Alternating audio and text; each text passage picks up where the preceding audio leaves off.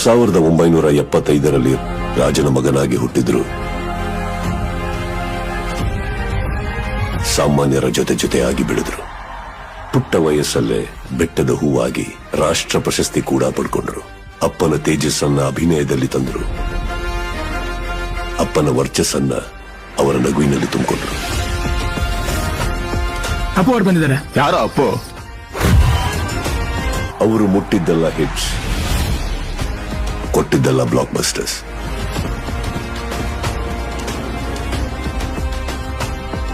ಜೀವನನ ಜನಕ್ಕಾಗಿ ಮೀಸಲಿಟ್ಟು ಜೀವನ ನಮ್ಮೆಲ್ಲರ ಹೃದಯಗಳಲ್ಲಿ ಬಚ್ಚಿಟ್ರು. ಮಾಡಿದ ಸಹಾಯ ಲೆಕ್ಕಕ್ಕಿಡದೆ ಎಷ್ಟು ಸಾಧ್ಯನೋ ಅಷ್ಟು ಅಭಿಮಾನಿಗಳ ಇಷ್ಟ ಕಷ್ಟಗಳಿಗೆ ಸ್ಪಂದಿಸಿದ್ರು. ವಿಧಿ ಅನ್ನೋ ಆಟ ಒಂದು ದಿನ ಅಪ್ಪು ಅನ್ನೋ ಬೆಳಕನ್ನ ನಮ್ಮಿಂದ ದೂರ ಮಾಡ್ತು.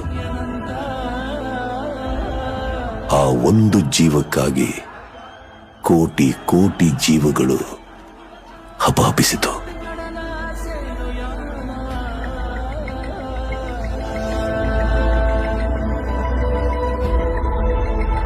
ಅಲೆಯೂ ಕರೆಯ ಬಂದಿದೆ.